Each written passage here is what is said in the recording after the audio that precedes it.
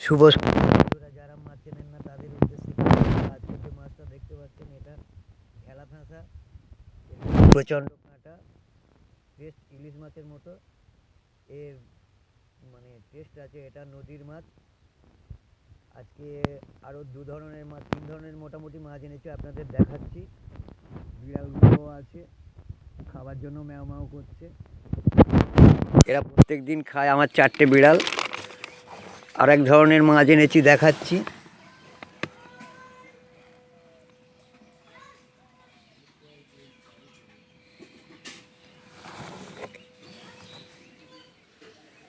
এটা ভোলা মাছ।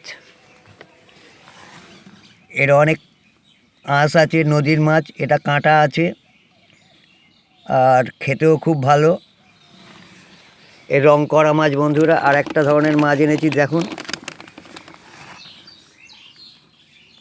এটা ফুল চিংড়ি।